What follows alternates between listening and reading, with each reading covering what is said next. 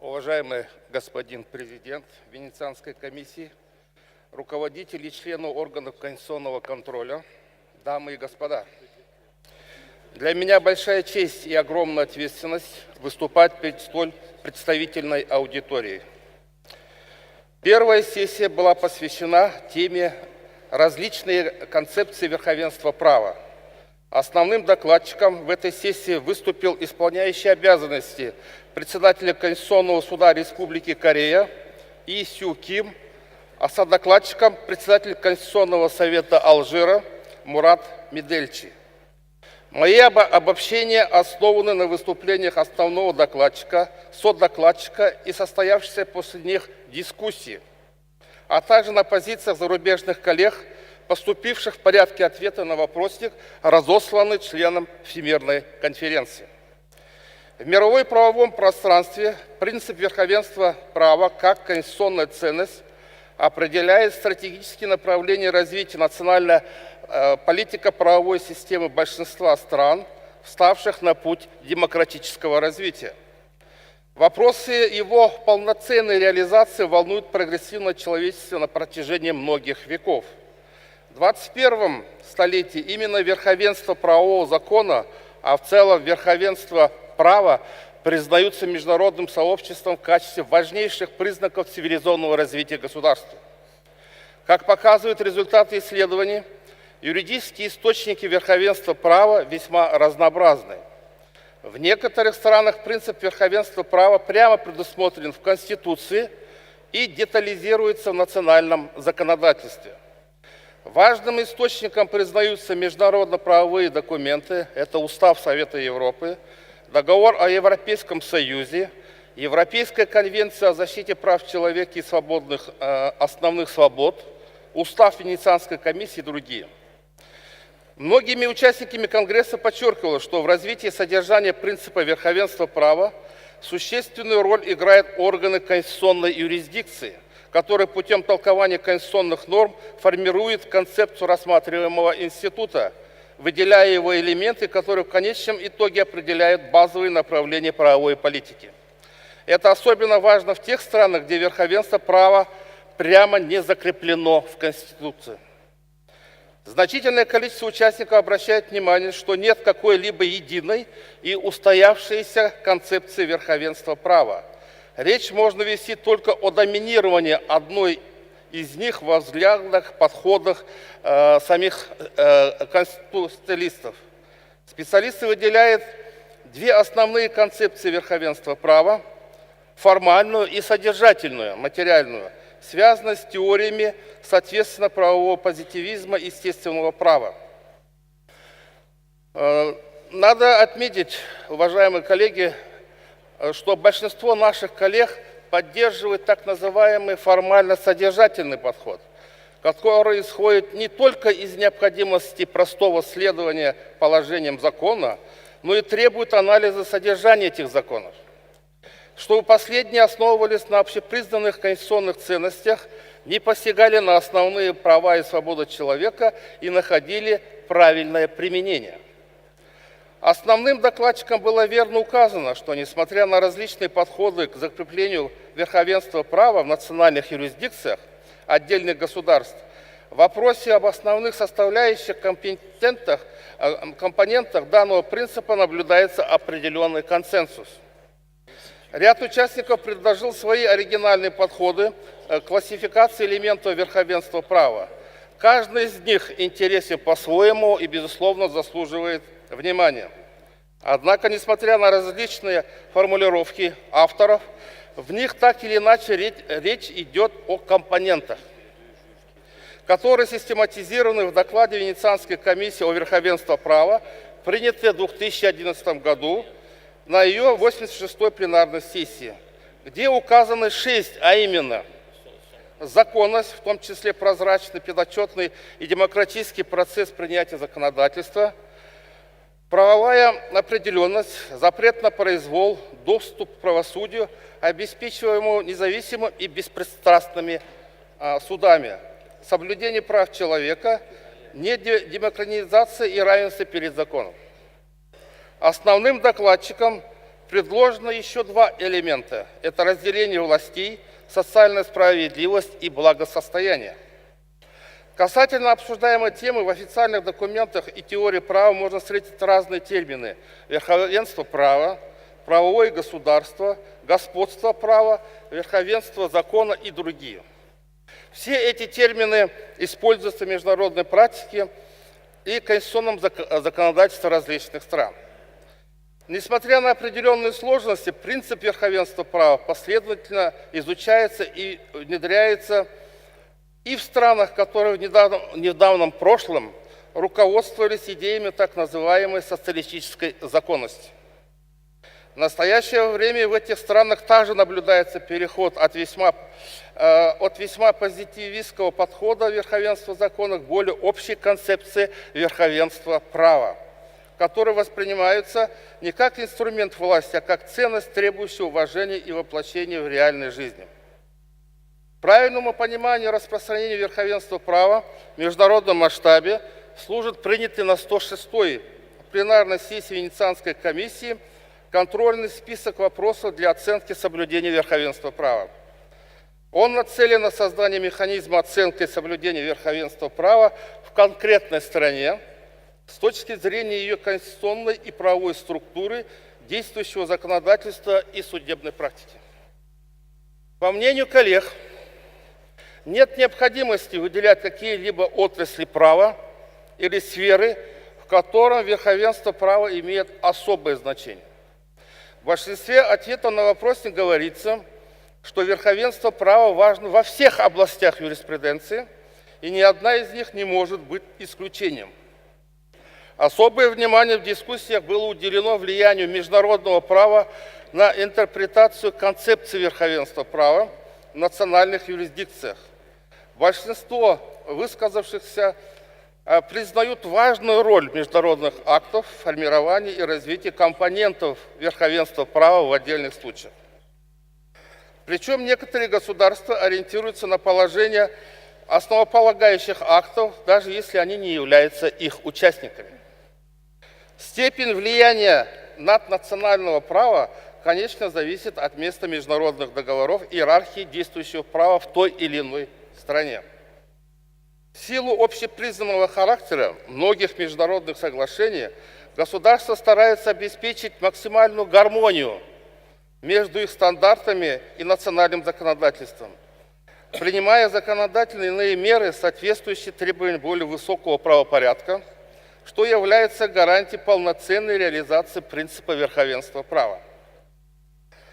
Пользуясь случаем, хотел бы несколько слов сказать о казахстанском опыте. В нашей стране принцип верховенства права прямо не закреплен в основном законе. Вместе с тем ряд конституционных норм содержит его основные признаки и элементы. В Конституции Казахстана прослеживается не просто позитивистский подход о неукоснительном соблюдении законов, но и заложенная идея о необходимости принятия так называемых правовых законов, единообразное и равное применение которых ко всем субъектам призвана обеспечить независимая судебная система, а соответственно, соответствие духу буквы самой Конституции. Это орган конституционного контроля. Надо отметить, что очевидно, что верховенство права стало всеобщим, доминирующим, универсальным принципом современного конституционного законодательства, признаваемым как государствами, так и международными организациями. Большинство членов международного сообщества признают верховенство права в качестве глобального идеала, к которому необходимо стремиться. В этом направлении процесс важно не просто формальное учреждение вышеотмеченных компонентов верховенства права, а обеспечение содержательного аспекта, который гарантировал бы, соответственно, принимаемых мер запросам общества и развития на основе уважения права как социальной ценности. Верховенство права связано с демократическим обществом, они взаимообусловлены и взаимозависимы. Как правильно отмечает Венецианская комиссия, верховенство права может успешно осуществляться только в стране, население которой ощущает коллективную ответственность, за претворение в жизнь этого принципа и хочет сделать его неотъемлемой частью своей собственной правовой, политической и общественной культуры. Благодарю за внимание. Спасибо.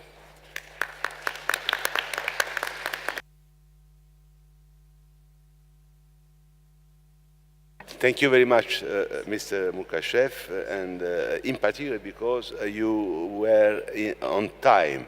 You have still 40 seconds more, but anyway, thank you. Thank you very much. And I would like to invite Mr. Claudio Ramos Monteiro of the Portuguese Tribunal, Constitutional Tribunal, to present his report on the new challenges to the rule of law. Please. Thank you, Mr. President.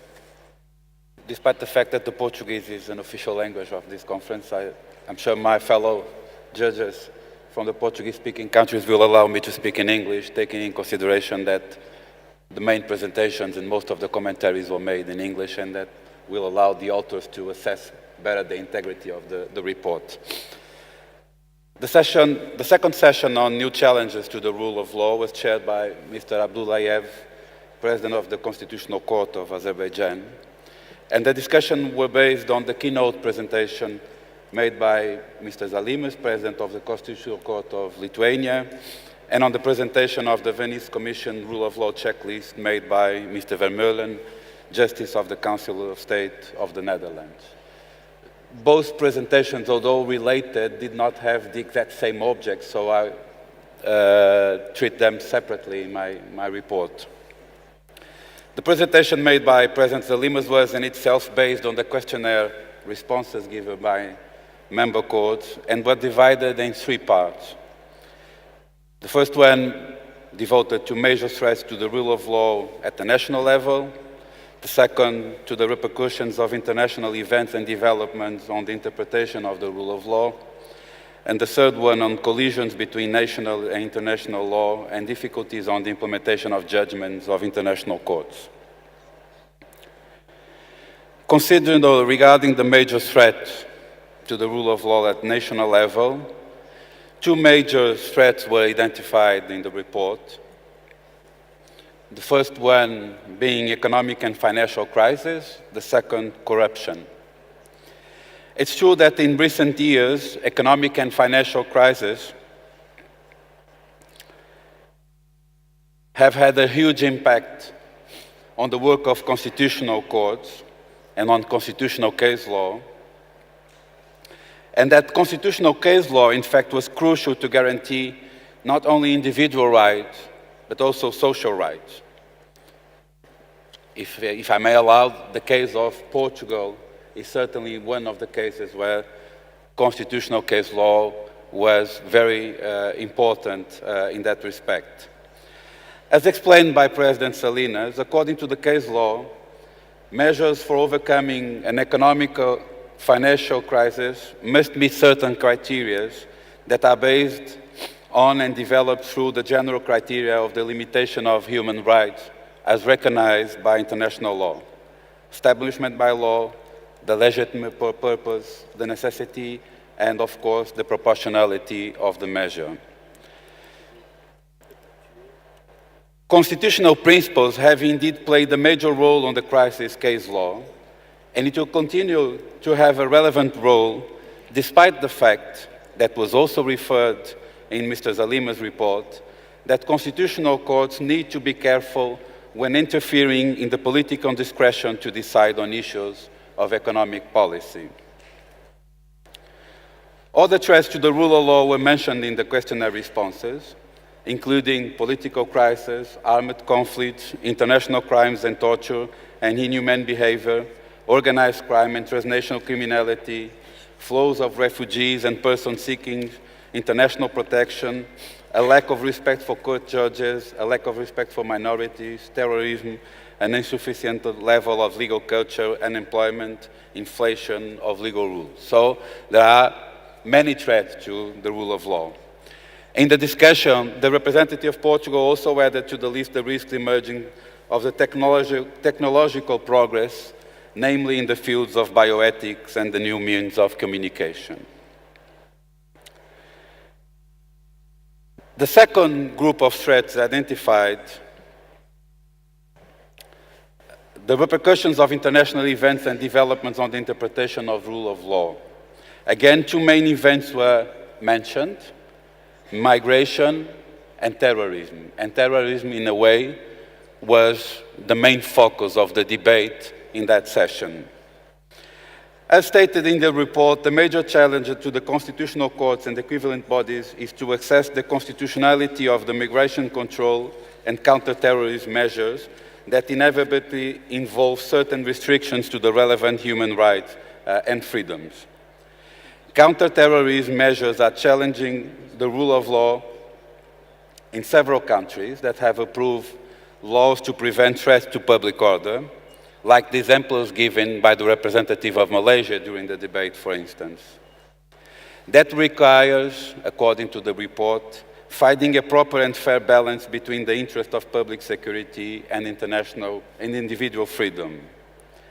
In one hand, some participants referred the need to strengthen the state to allow him to fulfill his function of protecting citizens' individual rights. That was the case, for instance, of the comment made by the representative of Lebanon. On the other hand, counter-terrorism measures must be necessary, adequate, and proportional. Mr. Vermeulen remembered participants that the main legal problem with counter-terrorism measures is that they are by definition preventive measures that require a risk assessment and that cannot always be done under judicial supervision. That's the main legal problem we're faced with. Notwithstanding, the representative of Portugal, which was followed by the representatives of Germany, stressed the need to establish limits to the restrictions on constitutional rights imposed by counter-terrorism measures. The representative of Portugal also warned against the temptation to disseminate in our legal system exceptional laws and measures that can only be justified by the fight against terrorism, what we could refer as a risk of colonization of common criminal procedural law by counter-terrorism legislation. That's also a risk that we have to deal with. On the third group of threats, collisions between national and international law and difficulties in the implementation of judgments of international courts. The compliance with international law, and in particular with human rights law, including binding decisions of international courts, is listed as one of the elements of the principle of legality forming the concept of the rule of law by the Venice Commission in the rule of law checklist. There are several measures available for the prevention and settlement of collisions: preliminary review, harmonized interpretation, reinterpretation of the Constitution, constitutional amendments, prohibition to adopt constitutional amendments contrary to international obligations. Quoting Mr. Zalimas, it is particular responsibility of the constitutional courts and equivalent bodies to ensure consistency between national and international law by maintaining both the supremacy and the Constitution and the principle of pacta sunt servanda.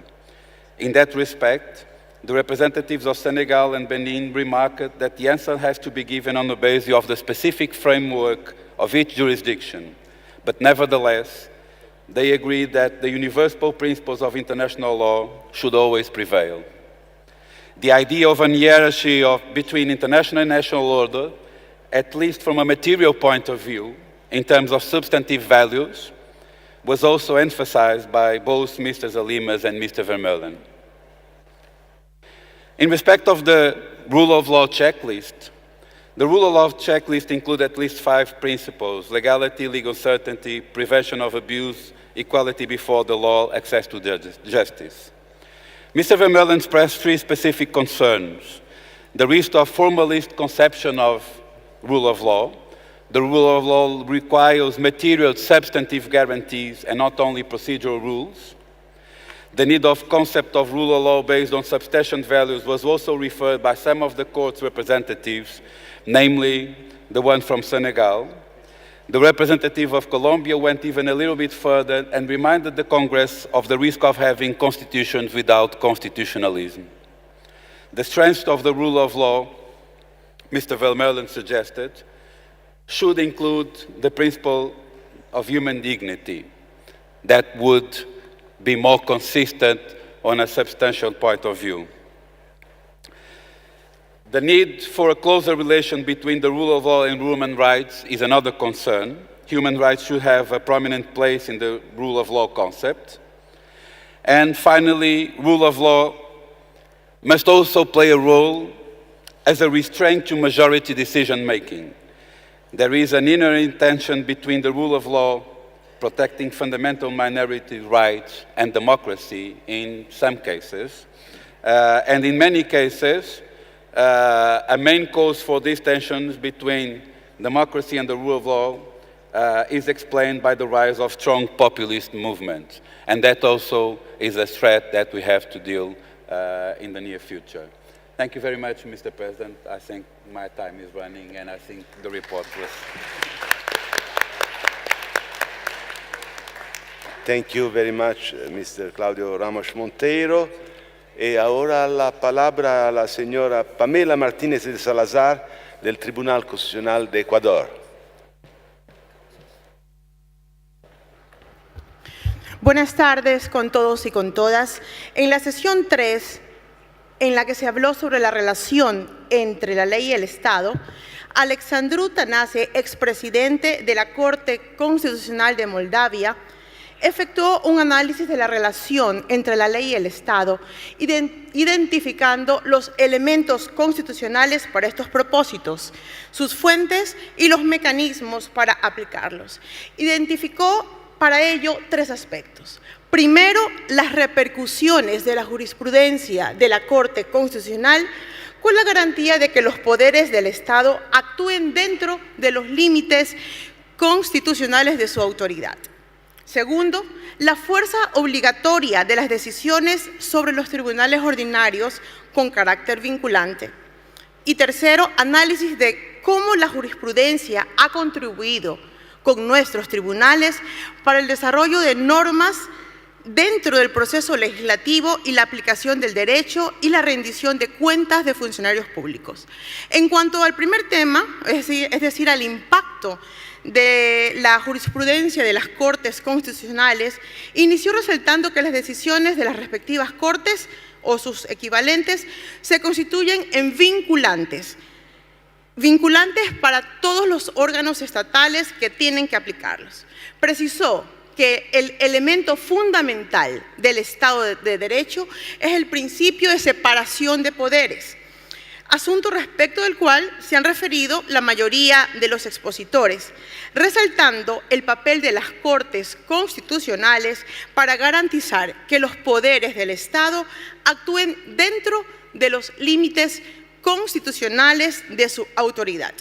La distribución de responsabilidades entre las competencias aparece a veces como una cuestión compleja, en particular en Bosnia y Herzegovina, por lo que el principio constitucional de la separación de poderes es fundamental en la organización y funcionamiento de un Estado democrático, bajo el imperio de la ley, respecto del cual las Cortes Constitucionales han sostenido que los poderes legislativo, ejecutivo y judicial deben ser separados, sí, pero también al mismo tiempo deben ser equilibrados.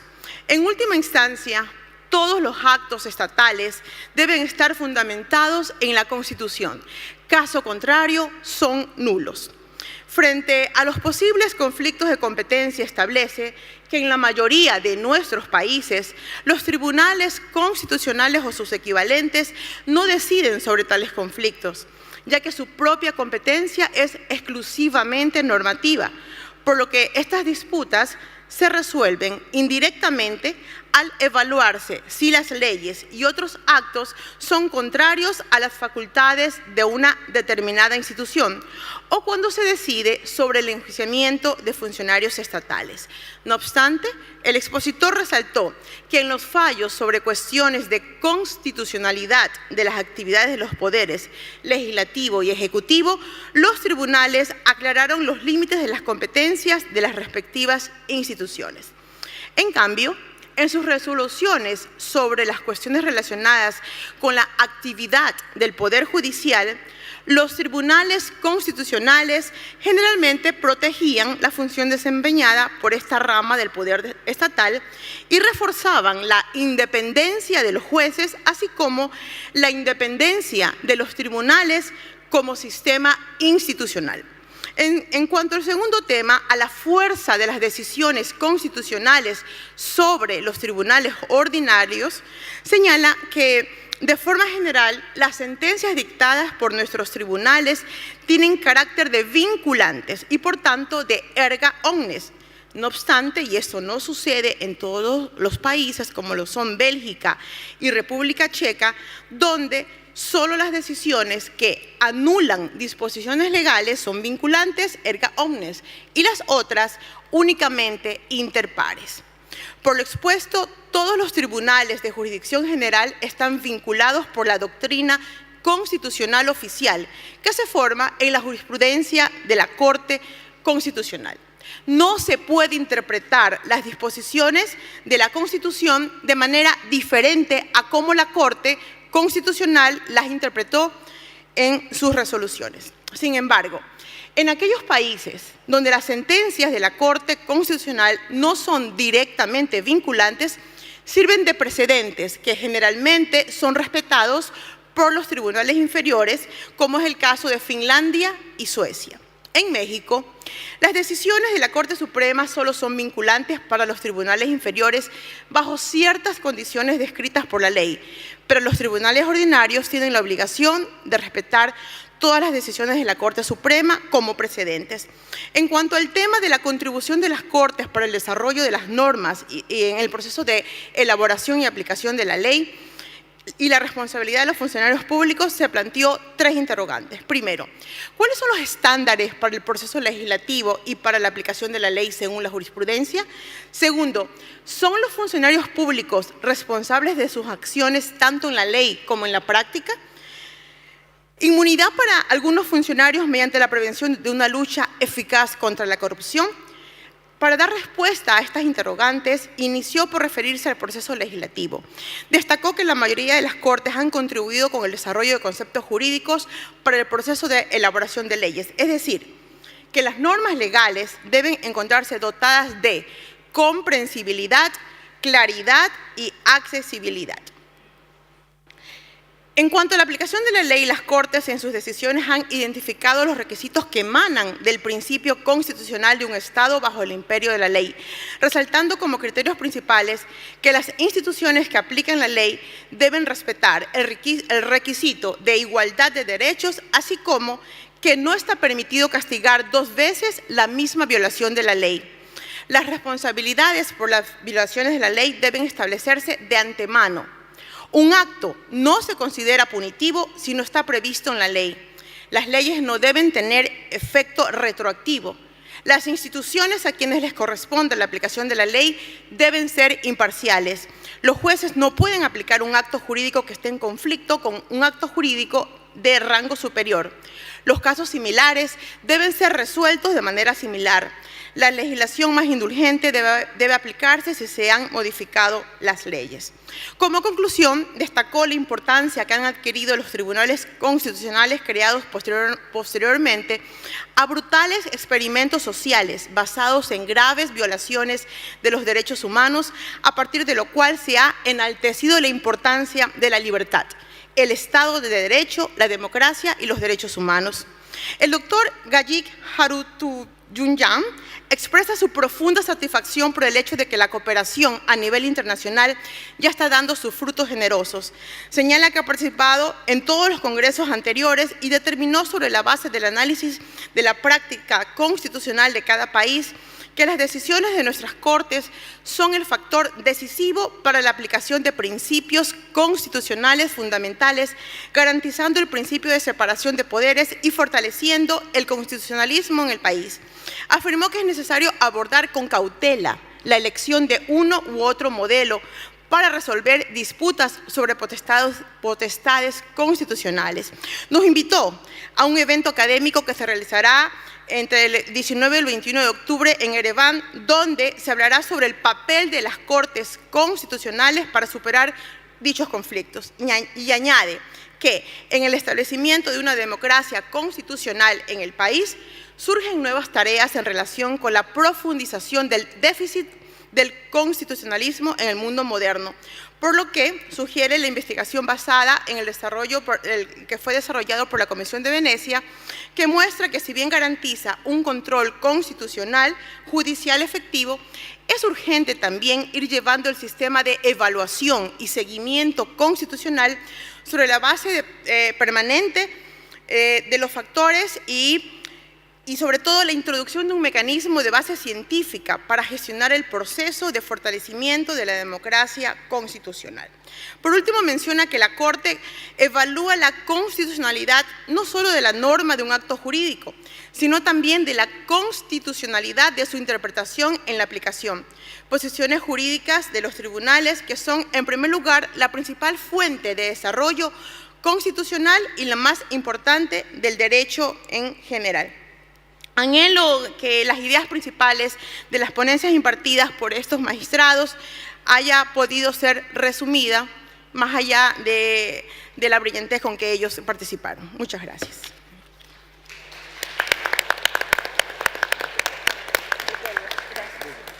Muchas gracias, señora Martínez de Salazar. And now I would like to invite Mrs. Maria Farida Indrati from the Constitutional Court of Indonesia. Thank you, Mr. President. President and judges, distinguished guests, ladies and gentlemen. In this occasion, I would like to report the discussion of the subtopic of the law and the individual, which introduced by Mr. Christoph Grabenwater and Mr. Mugung Mugung. The subtopic consists of 4 matters, such as individual access to constitutional court, access to ordinary and lower court, other individual rights related to the rule of law, and the rule of law as a general concept in the absence of specific fundamental rights. The rule of law is determined not only by the relation between the law and the state, but also by the relation between individual and the law. The following explanations sum up these 4 matters discussed during the Congress. Regarding the matter of individual access to constitutional court, fundamental rights has an important role guaranteed by the Constitution. There are 2 types of access to court. The first type is individual direct access to the court. In this context, the individual application must be filed by victims whose personal rights are directly affected by the alleged law. The second type is individual indirect access to the court. In this context, other institutions such as Supreme Court or the State Council should filter the individual application in order to consider whether the application has a real legal reason before the constitutional court. Whatever the type, the key element is individuals and entities can apply the constitutionality of law and approach any court, including the constitutional court, to vindicate their constitutional right. The constitutional court annuls such law in case the law is in breach of the Constitution. As regards constitutional and other matters of a civil nature, a statutory mechanism has been created for the existence of an indigent individual. The organized legal profession, universities, law clinics, public interest litigation centers assist individuals to defend their constitutional rights. In addition, the Constitutional Court facilitates individuals' representation if they are deserving and financially under resources. In the context of access to ordinary and lower court, the right to a fair trial is one of the most fundamental rights. Here, the access to an independent and impartial court is an essential procedural aspect. Access to court must be practical and effective, and it is not a theory. Example from the questionnaire replied by many countries show that individual access to courts is a sensitive topic in this problem. It's not limited to a specific geographical region and legal culture. Limitation of access to court and occur of various forms, but it should bear in mind that not at all of limitation violate fundamental rights. For example, the imposition of court fees is not illegitimate it itself, as long as there wouldn't be any obstacle for individuals for exercising their rights of free access to a court. Concerning the matter of other individual rights related to the rule of law, we recognize that the rule of law is predominant factor for deciding cases. According to the observation in the rule of law checklist of the Venice Commission, the rule of law has become a global idea and aspiration, with a common core valid everywhere. Related to this context, the importance of human and fundamental rights is occasionally set in opposition to the principle of rule of law. Based on the questionnaire replied by court, the rule of law is necessary in the context of criminal law. The Constitutional Court developed the principle of Rechtsstaat, such as protection of legitimate expectation, proportionality, effective process protection of legal interests, and independence of court. Furthermore, the Constitutional Court also developed the main principle of modern criminal law and individual rights at the same time, such as nebis in idem, nullum crimen sine lege, and nulla puna sine lege. The Constitutional Court often must deal with the lack of legal certainty of law. This overview demonstrates that the rule of law is implemented by courts in the world. Regarding the matter of the rule of law as a general concept in the absence of specific fundamental rights, it can be understood that the rule of law might have a specific function in constitutional system where fundamental rights are not fully codified. Nowadays, most constitutions contain a comprehensive list of fundamental rights where it is seldom necessary that the principle of the rule of law fill the gap of fundamental rights. Related to the context, fundamental rights are ensured in the Constitution itself. Therefore, it is not need to fall back to the more general principle of rule of law. So that it is comprehensible that courts refer to written rights laid down in the Constitution. However, there are courts which use principle of rule of law as a tool for interpretation and further development of fundamental rights. The most important thing is the Constitutional Court have a competence to interpret and refine existing fundamental rights written in constitutions.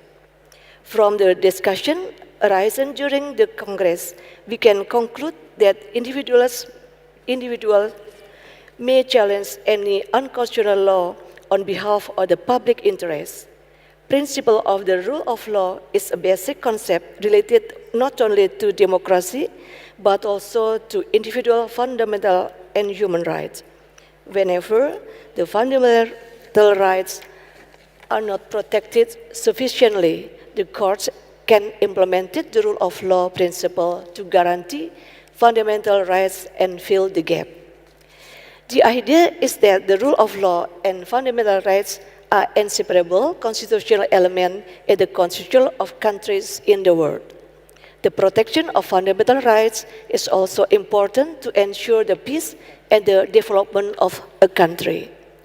The Constitutional Court has a key factor to make the balance between society, citizens, and state of protect human rights.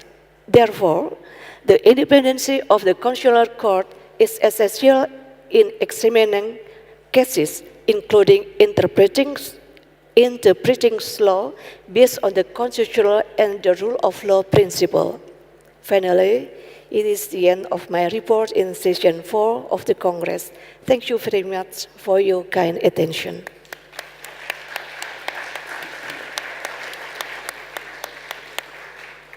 Thank you very much, Madame. Et maintenant, je voudrais inviter notre ami,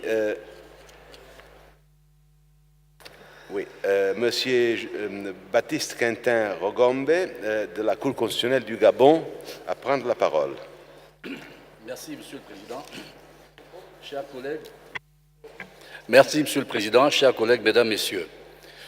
Vous livrez ici une synthèse sur l'indépendance des juridictions constitutionnelles après les importantes communications que nous avons suivies au cours de la session consacrée à cette question est une tâche bien ardue.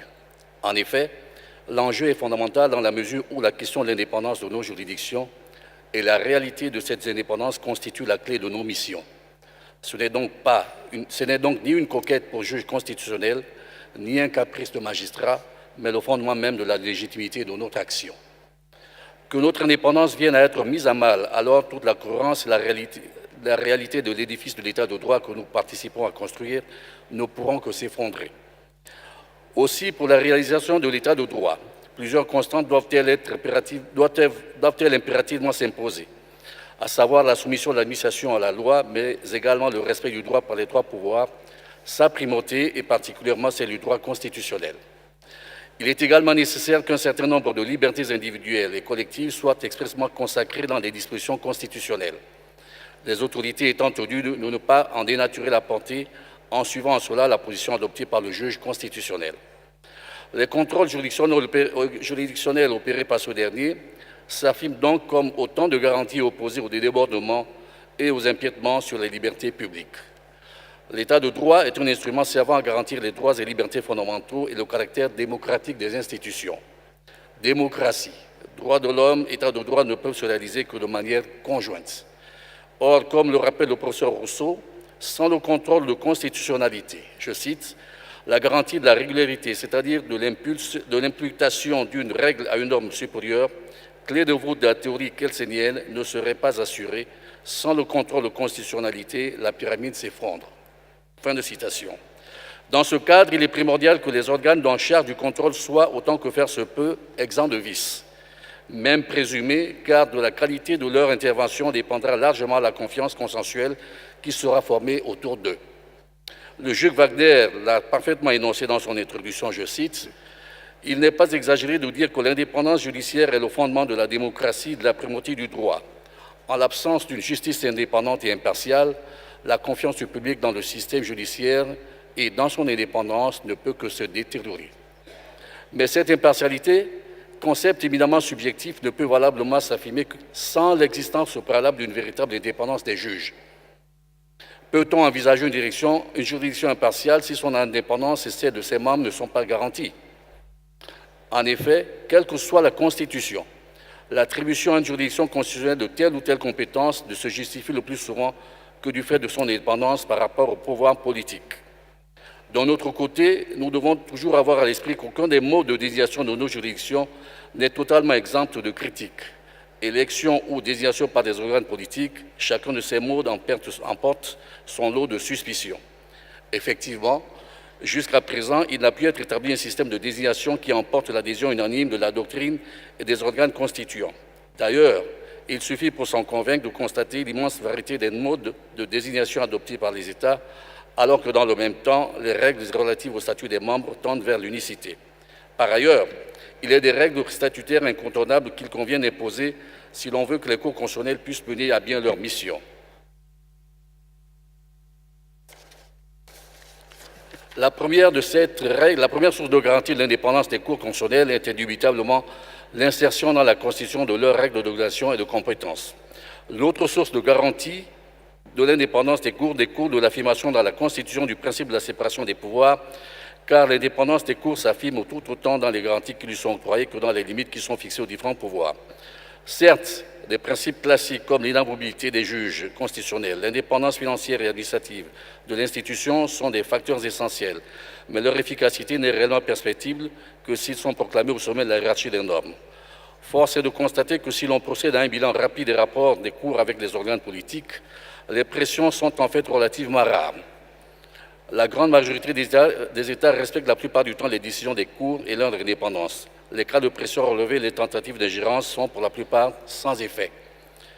Assurément, des interactions entre les pouvoirs ont été relevées dans certains États, notamment des formes de pression directe ou indirecte via des déclarations des autorités devant les médias, mais le plus souvent, elles sont demeurées inopérantes. On a pu néanmoins noter que dans d'autres États, organisent de manière institutionnelle une forme d'interaction avec l'action des cours, telle la possibilité de donner à une autre institution d'attirer l'attention de la juridiction sur une jurisprudence qui lui paraîtrait de nature à compromettre le bon fonctionnement de la justice.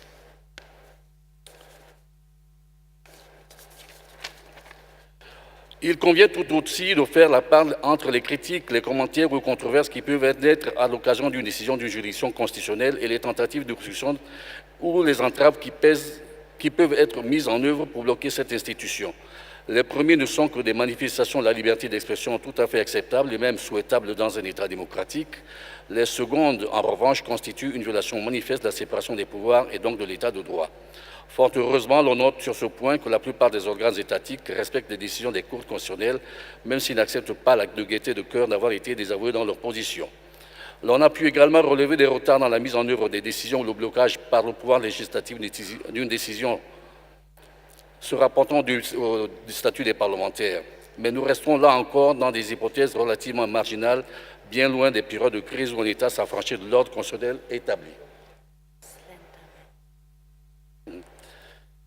La question de l'exécution des décisions est toujours sensible, car c'est certainement au moment de l'exécution que les pouvoirs politiques disposent des moyens les plus efficaces et peut-être aussi les moins visibles pour annihiler la décision d'une cour. Ils peuvent, par exemple, arguer de difficultés dans l'application d'une décision pour anéantir les effets de celle-ci. Pour contourner cette difficulté, nombre de juridictions ont mis en place des dispositifs plus ou moins contraignants pour inciter ou forcer les autorités à tirer les conséquences de leurs décisions. Dans cette perspective, l'on note ici l'introduction de sanctions pénales en cas d'inexécution, s'appuyant pour cela sur le caractère obligatoire des décisions qui implique que chaque obstruction à l'exécution des dites décisions soit sanctionnée. De même, l'on relève là le cas où la non-exécution d'une décision est considérée comme une infraction pénale pouvant donner lieu à une condamnation. Ailleurs, d'autres juridictions définissent les autorités qui seront en charge de l'exécution de la décision. Toutes ces solutions doivent être saluées comme concourant à l'affermissement de l'autorité des juridictions constitutionnelles au profit des droits et des libertés des citoyens afin de garantir la bonne administration de la justice. Outre les velléités d'entrave à l'exécution des décisions, nombre de cours ont signalé des pratiques journalistiques peu respectueuses des règles de déontologie qui régissent cette profession. On peut dans ce cadre citer les formes d'instrumentalisation au profit de lobbies ou de partis politiques, la méconnaissance du fonctionnement des cours qui amène la presse à diffuser des informations négatives sur les affaires en instance ou encore des a priori nourris par des médias qui reprennent et ne diffusent systématiquement que les thèses de l'opposition ou bien véhiculent les informations incomplètes ou erronées. Comme on le voit, le dysfonctionnement de certains organes de presse peuvent s'avérer extrêmement préjudiciable pour les cours constitutionnels. Se pose alors la question de la possible réponse de nos institutions, confrontées qu'elles sont à l'obligation de réserve. Nous sommes là en présence d'un dilemme. Faut-il appliquer strictement le principe de la retenue judiciaire, garant d'un bon fonctionnement de la justice constitutionnelle, ou mettre en place une politique de communication publique indispensable parfois pour apaiser les tensions sociales et politiques, la diffusion de l'information pouvant s'avérer un instrument efficace pour que certaines manœuvres malveillantes émanant de partis politiques ou d'une certaine presse soient écartées. En ce domaine, les solutions adoptées sont diverses et chaque juridiction met en place une relation avec les médias en accord avec sa perception du principe de la réserve judiciaire.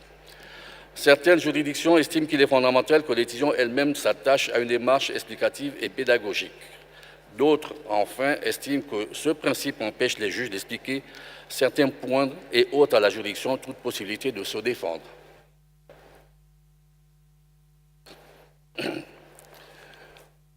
Alors, en définitive, l'on peut... Non, pardon, je vous le dis. Enfin, concernant l'apport des relations internationales, il faut dire qu'au-delà des aides matérielles ou financières qui ont pu intervenir au profit de cette telle ou telle juridiction, une confrontation à l'échelle internationale des problèmes et des constructions juridictionnelles ne peut être que bénéfique. Un autre aspect, et non des moindres, est la solidarité qui doit prévaloir entre les juridictions constitutionnelles et les organismes internationaux auxquels ils sont affiliés. Unanimement, les membres de la conférence présents ont souhaité une plus grande implication de ces organismes aux côtés des juridictions qui sont menacées dans l'accomplissement de leur mission. En définitive, l'on peut retenir des débats nourris et passionnants qui ont suivi que bien que les juridictions concernées soient confrontées à des difficultés plus ou moins graves, celles-ci représentent une part négligeable au regard de leur contribution à la construction de l'État de droit et à la marche irréversible vers toujours plus de démocratie et de garantie des droits et libertés fondamentales. Pour autant, face aux critiques faites à leur endroit, les juges doivent être proactifs en trouvant la méthode appropriée pour expliquer leurs décisions. Et comme l'a souligné le juge Wagner, la transparence doit prévaloir dans la nomination des juges pour taire toute suspicion et à leur endroit, mais aussi dans les décisions des juridictions qui doivent être explicites, pédagogiques et rédigées dans un langage accessible à tous. Je vous remercie.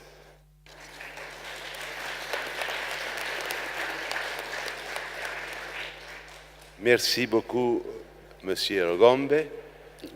Maintenant, mesdames et messieurs, nous avons un dilemme parce que théoriquement, nous avons épuisé le temps qui était à notre disposition, nonobstant le respect rigide par tous les rapporteurs de leur temps de parole.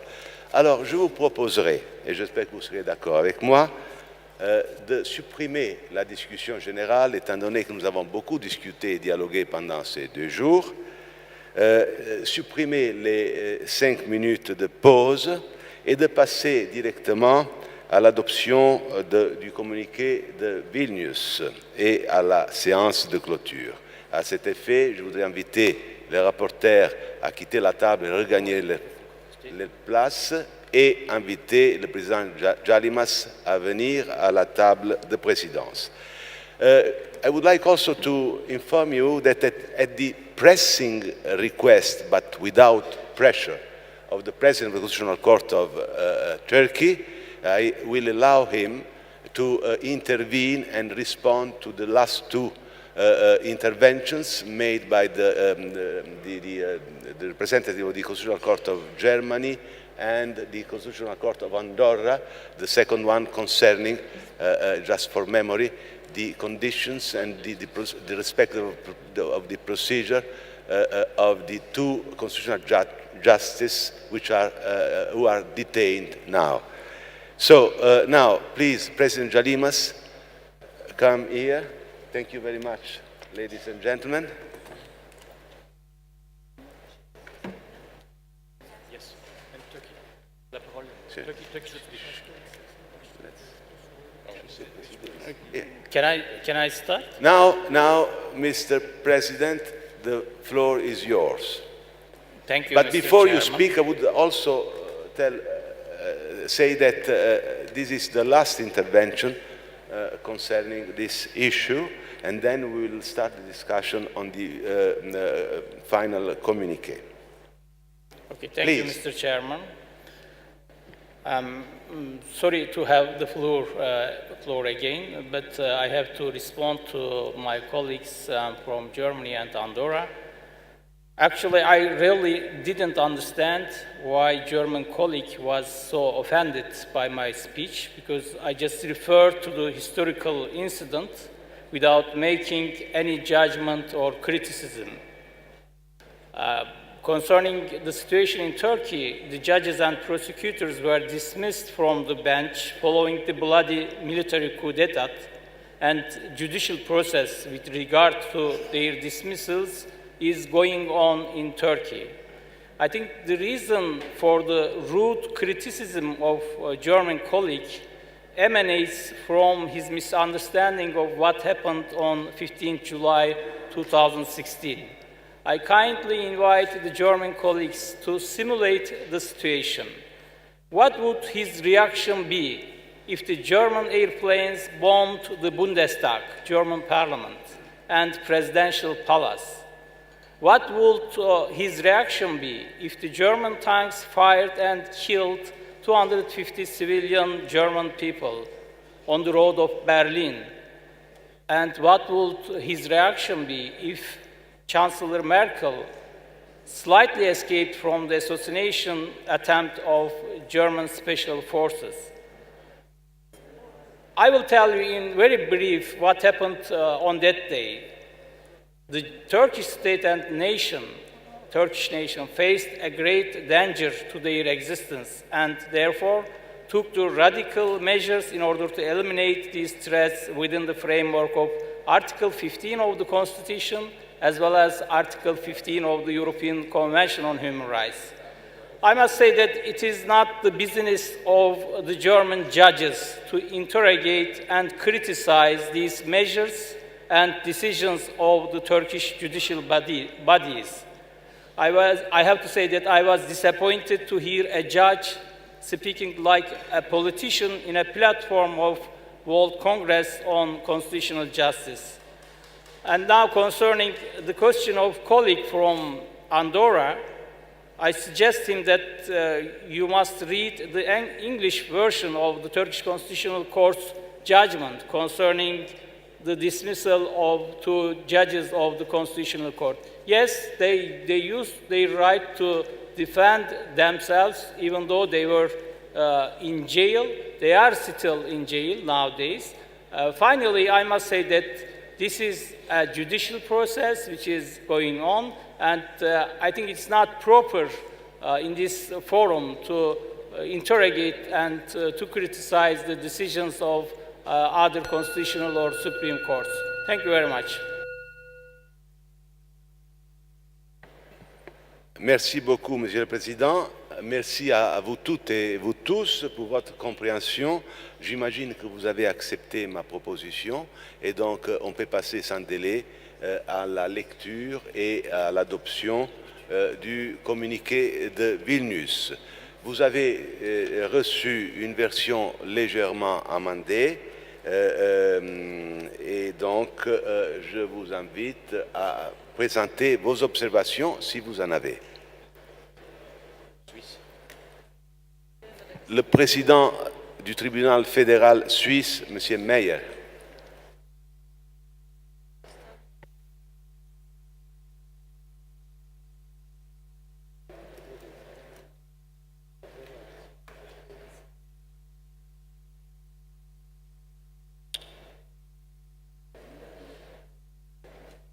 Monsieur Meyer, vous avez la parole.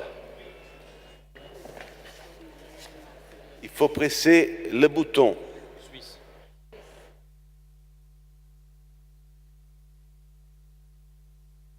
Est-ce qu'un membre du secrétariat pourrait aider M. Meyer?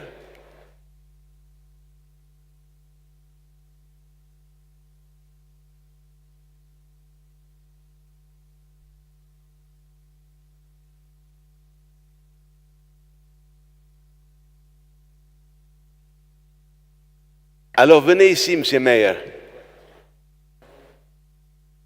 Je vous en prie.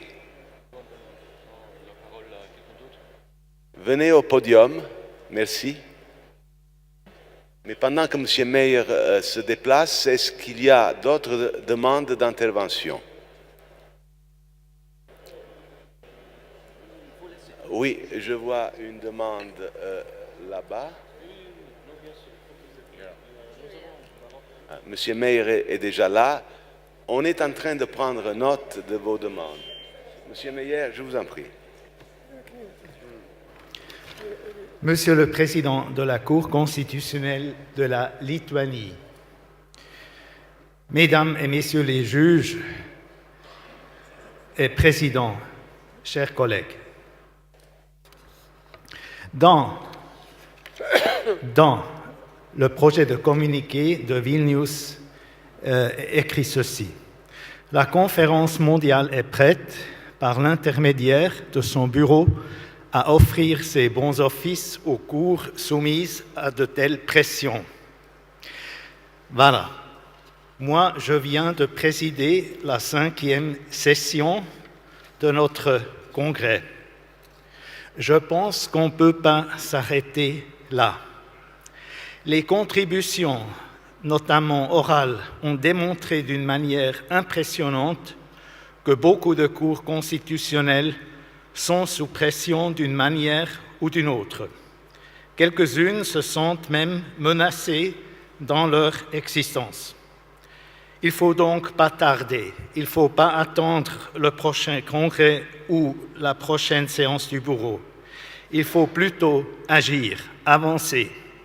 Il faut se montrer pratique et efficace et non dogmatique, comme plusieurs collègues dans la discussion ont remarqué à juste titre.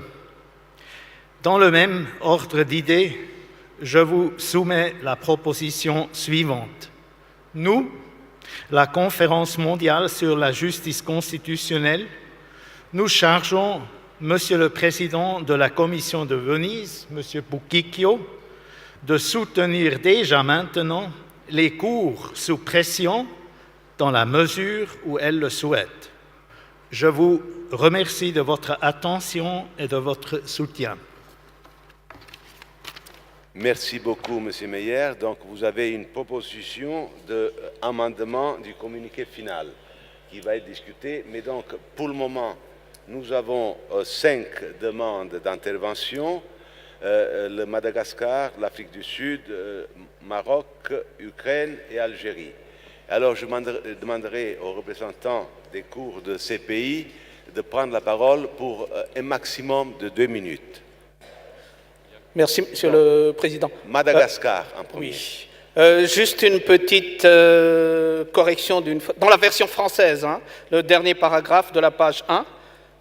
On a corrigé l'avant-dernière phrase dans la version suivante. Les différentes facettes de ce principe apparaissent dans la jurisprudence constitutionnelle. Je pense qu'il faut corriger la phrase qui suit, que les effets de celle-ci sur le renforcement. Ce n'est plus la justice, puisque ça a été remplacé par la jurisprudence constitutionnelle. Merci beaucoup, Monsieur le Président. Maintenant, nous avons Chief Justice Mogoeng from South Africa. Thank you very much, Mr. Chair. Also, proposals to effect changes of an editorial nature. The sentence starting with "on the basis," the paragraph starting with "on the basis," on the second line, which is its second sentence, it says, "at the final concluding session." I propose that you delete "at," replace it with "in," delete "final." It's enough just to say "in the final," I beg your pardon, it's enough to say "in the concluding session." Turning over the page, paragraph starting with "within." On the third line of that paragraph, there is a sentence that reads, "the various different." I propose the deletion of various. It's enough just to say "the different." The paragraph on the same page 2, starting with the discussions, the last sentence, several courts had, it should be have, because had is too far removed. It wouldn't include DRC and Kenya. And disrespectful, I also propose you delete it and replace it with "unfair." We're not insisting on being respected, we're insisting on being treated fairly. And the next paragraph on the fourth line, the paragraph starting with the participants, it says "expressed via the World Conference." I propose that between "via" and "the" insert "regional fora and," via regional fora and the World Conference. And the last sentence of that paragraph, there is the word "abolish." I think that is too high. Let's just say "undermine," so that people don't say we've only undermined you, we didn't undermine the rule of law, we didn't abolish it. I propose under mine, and the next paragraph, starting with the second General Assembly, between Indonesia and Djibouti, there is the word "and" missing.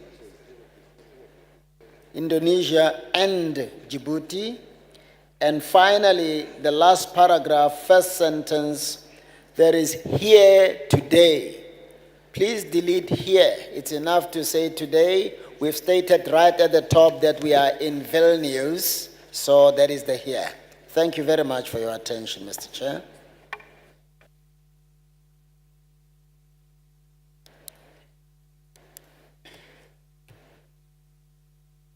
Thank you very much, Chief Justice. Et maintenant, le juge de la Cour constitutionnelle du Maroc. Merci, Monsieur le Président. Je constate avec satisfaction que les amendements introduits sur la version récente du communiqué, en ce qui concerne le 10e paragraphe, donc correspond exactement aux attributions qui sont dévolues au bureau exécutif de la conférence ainsi qu'aux objectifs de la conférence qui sont prévus par le premier article, deuxième paragraphe des statuts, ainsi que le point B de l'article 4 des statuts. En fait, l'offre des bons offices est conditionnée donc à la demande, upon des requests tels que prévus par les statuts. J'attire également donc l'attention que selon les statuts, en vertu des statuts, seul le bureau exécutif donc est habilité à offrir les bons offices à la demande des cours concernés, donc qui subissent des pressions. Je propose donc de maintenir la formulation de ce paragraphe tel que prévu dans la version récente que nous avons reçue. Merci, Monsieur le Président. Donc, si je comprends bien, monsieur, vous ne soutenez pas la proposition d'amendement présentée par le président du tribunal fédéral de Suisse. Vous me confirmez? Oui, vous avez la parole.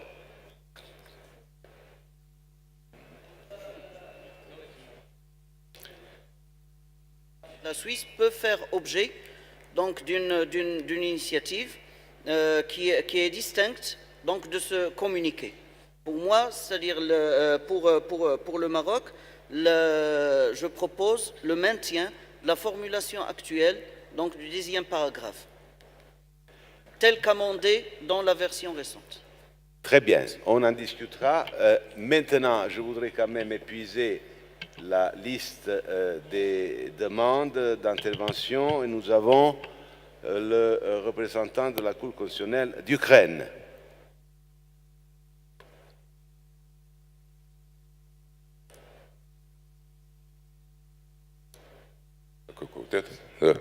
Шишкин, судья Конституционного суда Украины. Я думаю, что в таком документе должна быть и отражена роль тех конституційних судов, які самі порушують конституційне правосуддя. Сьогодні пан Букікіо сказав, не сьогодні, вибачаюсь, на першому засіданні, сказав, що конституційне правосуддя в опасності. Но інколи самі конституційні суди создають таку опасность. Мы как-то не реагируем на такие вопросы. Я понимаю, что зараз уже изменить, думаю, что нельзя, але, однако считаю, что можно было бы этот вопрос заострить.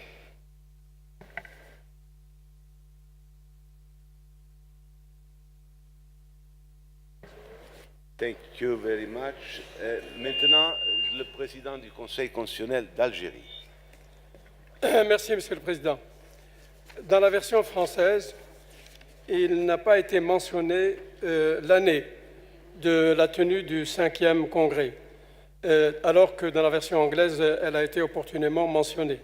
Donc merci de le corriger. Mais pour rendre hommage au bureau, peut-être que je pourrais suggérer une gâterie, c'est que le bureau soit cité dans 2 paragraphes différents, ce qui nous permettrait de différencier le premier paragraphe du deuxième paragraphe. Et on aurait donc un paragraphe sur les questions financières et un autre paragraphe sur le cinquième congrès, l'un après l'autre. Ceci étant, je soutiens la proposition qui a été faite par Monsieur le Président de l'Afrique du Sud lorsqu'il a souhaité que les conférences régionales soient également sollicitées par les cours qui souhaitent être soutenus. Et je suis tout à fait d'accord avec le représentant du Maroc, ici présent, pour dire que la Commission de Venise et son président a toute latitude pour intervenir en tant que président de la Commission de Venise et que par conséquent, il vaut mieux garder le texte comme il est aujourd'hui, ce qui n'empêchera pas la Commission de Venise, bien évidemment, d'intervenir. Vous l'aviez, je crois, dit tout à l'heure. Merci. Je vous remercie, Monsieur le Président. Juste une clarification. Je ne peux pas, évidemment, intervenir pour les cours et conseils constitutionnels qui ne sont pas membres de la Commission de Venise. Je le fais déjà pour nos 61 États et donc cours et tribunaux qui relèvent ces États, mais je ne pourrais pas, ou je n'aurais pas pu le faire pour le Kenya ou pour le Mozambique, ou pour la Chine, le cas échéant. Mais je prends note de votre position. Maintenant, le président de la Cour constitutionnelle d'Arménie. Благодарю вас, господин председатель. Вы знаете, этот вопрос очень актуальный в связи с тем, что не только решаем оперативный вопрос. Были случаи, когда мы хотели внести этот вопрос на рассмотрение бюро, а это не получается, потому что нужно заранее иметь согласие 2/3 членов бюро. Поэтому, если мы хотим реально и оперативно реагировать, нужно обязательно найти выход из этой ситуации. И я думаю, что предложение господина мэра очень разумно и даст возможность отреагировать в таких случаях. Я хочу поддерживать это предложение.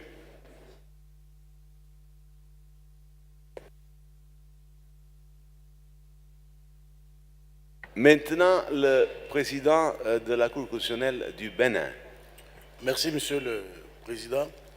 Dans mon intervention de tout à l'heure en matière d'indépendance, j'ai estimé que la solidarité avec les cours en difficulté est un élément essentiel de l'indépendance. Où nous voulons l'indépendance de la juridiction constitutionnelle, et nous estimons que cela est fondamental pour le renforcement de l'état de droit, où nous ne voulons pas de leur indépendance. Et si nous voulons de leur indépendance, nous devons étudier les mécanismes qui nous permettent de marquer notre solidarité. Je voudrais rappeler qu'au niveau de l'ACPUF, nous avons été confrontés aux mêmes difficultés. En 2009, le Niger était en difficulté. Nous avons pris l'initiative à Cotonou de manifester notre solidarité. Il y a des résistances. Nous avons continué les échanges. Et à Marrakech, ceux qui étaient contre ont été les initiateurs de la demande de solidarité. Si ce n'est pas possible aujourd'hui, si les textes nous empêchent de le faire, nous devons réfléchir à modifier les textes pour exprimer notre solidarité, ou alors nous ne voulons pas réellement de l'indépendance des juridictions constitutionnelles. Et par conséquent, personnellement, je soutiens l'initiative de notre collègue de la Suisse. Merci, Monsieur le Président. Merci beaucoup, Monsieur le Président. Maintenant, la dernière intervention, parce que nous sommes déjà très en retard, de la Cour constitutionnelle du Congo. Oui, merci beaucoup. Je soutiens l'initiative du président de la Cour constitutionnelle de la Suisse, la Fédération suisse. Pourquoi? Parce que il faut retenir une chose. Dans l'histoire du monde et dans un pays au Rwanda, aujourd'hui, il s'est avéré que les coûts de l'inaction étaient moindres et les coûts d'intervention très élevés aujourd'hui. Dans mon pays, nous comptons 17 000 casques bleus. Pourquoi? Parce que la communauté internationale n'avait pas voulu intervenir au Rwanda. Il y a eu un génocide. Et les coûts de l'inaction, les Congolais les payent. Des milliers de femmes violées. Tout ce que vous entendez, des gens tués à la machette, des groupes armés transnationaux, multiples, ADF, Nalou, la rébellion de la Sainte du Seigneur, ainsi de suite. Dans mon pays, les gens meurent tous les jours. Et lorsqu'il est question de participer à ce congrès, nous sommes venus ici, nous avons posé les problèmes, mais s'il y a des réticences, il n'y a pas de problème. Mais retenez simplement qu'il a été démontré que les coûts de l'inaction ont toujours été très élevés que les coûts de l'intervention. Donc aujourd'hui, la solidarité, elle est bonne, mais si on la refuse, sachez que on paiera cher demain. Donc ce n'est pas une obligation, c'est pas... mais je crois que le président du Bénin, il a dit que les pays qui étaient contre l'appel à la solidarité étaient les pays les premiers à réclamer cet appel. De toutes les façons, c'est la formulation, mais moi je suis pour ce que le président suisse a demandé, de la Constitution a demandé, et je pense à l'intervention du juge Wagner du Canada, qui a épinglé les cas qui se passent dans mon pays. Mais un appel à la solidarité, une solidarité, je ne sais pas ça coûte quoi, ce ne sont pas des troupes qu'on va envoyer, mais juste ça, c'est important. Comme le président Mugweng a fait pour le Kenya, nous l'avons félicité, c'est très très important. Parce qu'il y a aussi une insuffisance de la connaissance des mécanismes de l'état de droit dans beaucoup de pays, peut-être ici en Europe, mais chez nous en Afrique, tout le monde ne suit pas la radio. Je vous remercie. Merci beaucoup, Monsieur le Président. Donc, nous avons terminé avec les interventions sur le communiqué final.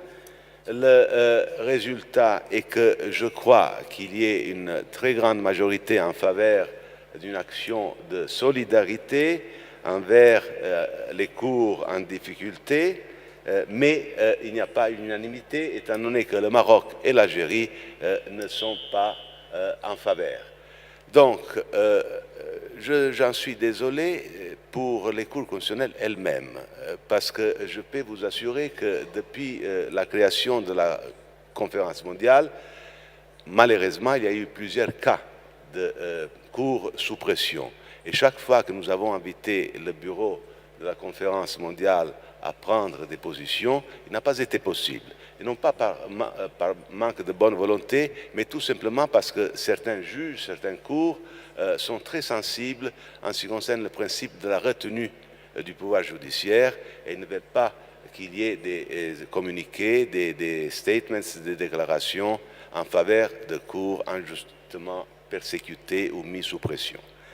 Le cas s'est présenté encore il y a 2 jours, lorsque nous avons discuté au bureau de soutenir la déclaration du président de la conférence des juridictions africaines en faveur du Kenya, mais on n'avait pas eu l'unanimité et donc on ne l'a pas fait. Je me suis limité à titre personnel, dans mon discours d'ouverture, de soutenir la déclaration du Chief Justice Mugweng, mais je ne pouvais pas aller au-delà. Et donc, si on ne change pas cet état de choses, je ne le ferai pas, je ne pourrai pas le faire pour des cours qui ne sont pas membres de la Commission de Venise. Donc, comme nous avons l'habitude d'agir exclusivement sur la base du consensus, et comme il y a le Maroc et l'Algérie qui sont contre la proposition présentée par le président du tribunal fédéral suisse, je pense qu'il nous convient de laisser les choses telles quelles et d'adopter, si vous le voulez bien, le communiqué final avec les quelques corrections qui ont été proposées pendant la discussion. Cette affaire pourrait continuer à être examinée par le bureau et par l'Assemblée générale. J'espère qu'il ne soit pas examiné d'une façon stérile comme il a été le cas depuis 2009 jusqu'à présent, parce que malheureusement, des attaques, des pressions sur les cours constitutionnels et équivalentes, je ne vais pas dire qu'il en a tous les jours, mais malheureusement deviennent de plus en plus fréquents. Bien, êtes-vous d'accord avec mes conclusions? Je crois que oui, très bien. Et donc, non, attendez, il y a le Maroc qui va intervenir pendant 30 secondes, s'il vous plaît. Appuyez sur le bouton. Appuyez sur le bouton. Là. Monsieur le Président, le Maroc ne soutient pas la modification selon laquelle les groupes régionaux seront habilités également à exercer des missions de bons offices sur demande des cours. En vertu de l'article 4, deuxième paragraphe des statuts, seul le bureau exécutif est habilité à exercer ces bons offices à la demande des cours concernés. Merci. Je ne comprends pas vraiment bien votre position, mais je crois que vous ne voulez pas qu'on change les choses et qu'on suive la proposition du président du tribunal de la Suisse. Et en plus, il y a aussi votre collègue d'Algérie qui a la même position, donc il n'y a pas d'unanimité et je pense, à moins que je me trompe, qu'on peut laisser tomber la chose. C'est le cas, je ne me trompe pas. Et donc, mesdames et messieurs, maintenant nous arrivons presque à la fin et je voudrais donc dire quelques mots de clôture.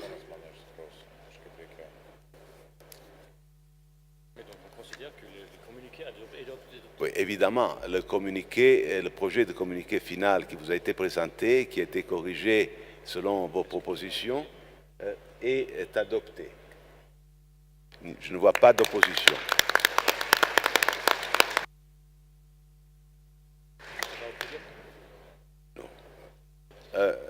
Mr. President of the Constitutional Court of Lithuania, dear Dainius, Honorable Presidents and Judges of the Constitutional Courts and equivalent bodies, ladies and gentlemen, dear friends, the 4th Congress of the World Conference on Constitutional Justice is drawing to an end.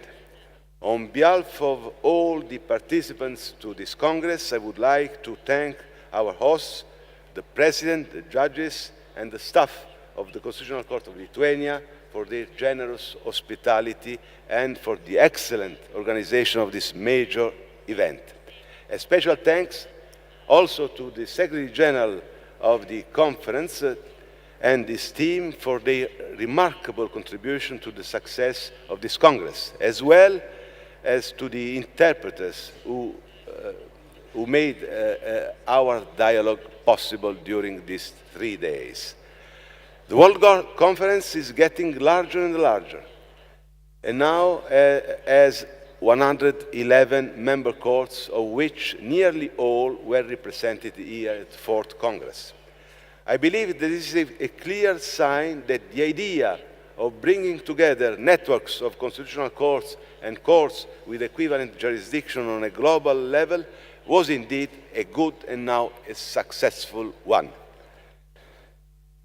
Over the past 3 days, we have been very busy discussing different concepts of the principle of the rule of law, the challenges it faces, and we have considered this principle from the perspective of the law and the state, as well as from that of the law and the individual.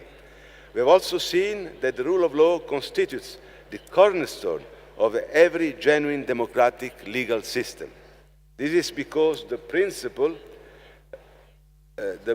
is intrinsically linked to democracy and the protection of human rights.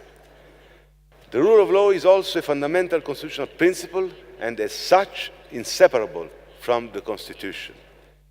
Ladies and gentlemen, we have ended our Congress with the important stock-taking exercise on the independence of constitutional courts and courts with equivalent jurisdiction, an exercise which has been introduced after the 2nd Congress in Rio and which I believe is an essential one. We know that the basic requirements for judicial independence are the same for both ordinary and constitutional court judges, but we also know that constitutional court judges must be protected from any attempt of political influence because of their position, which is particularly exposed to criticism and pressure due to the decision they render based on the constitution of their respective countries. The independence enjoyed by individual constitutional court judges in carrying out their professional duties is crucial and forms an integral part of the fundamental democratic principle of the separation of powers. Your spirit of independence and your personal integrity are what provide, in turn, integrity to your court. Our conference also facilitates judicial dialogue between Constitutional Court judges on a global scale to further reflection on arguments which promote the basic goals inherent to national constitutions. In this respect, I sincerely hope that each and every one of you has taken up my challenge to try and meet at least 3 people from courts of different continents during this Congress. Dear friends, please allow me to end with what is becoming a tradition in my concluding remarks at the Congresses of the World Conference. The World Conference on Constitutional Justice is here to assist you. It is a forum that is there for you to share ideas with other judges and to provide support where it is needed. Thank you very much for your attention and see you in Algiers in 2020.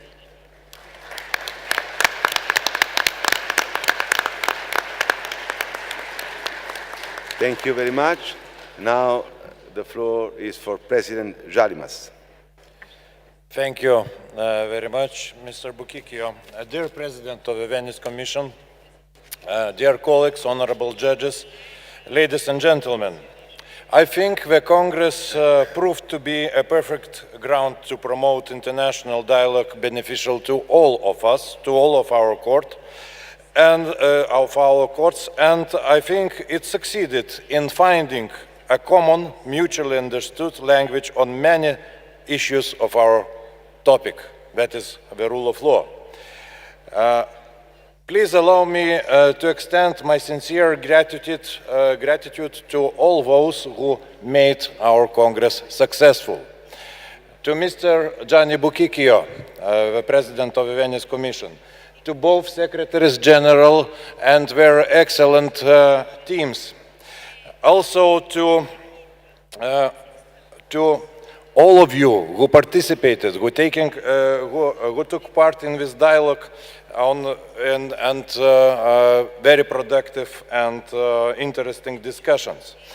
And also to our interpreters, who performed here a very similar mission to our mission. I mean, to build bridges between people who speak in different languages. So I hope you...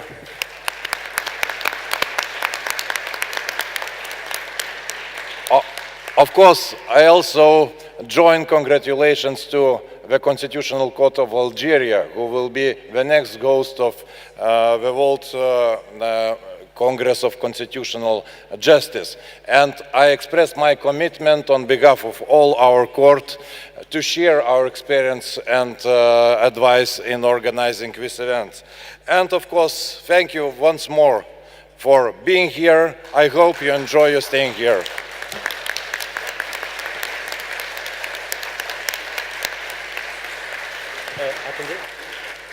I would like to... So before Ingrida has the really final word on housekeeping, I would like to thank her personally, but also to the whole team of the court and also everyone who supported us in an excellent manner. The cooperation was really great, and I'm so pleased that everything worked nicely. Thank you very much for your cooperation. Thank you, yes.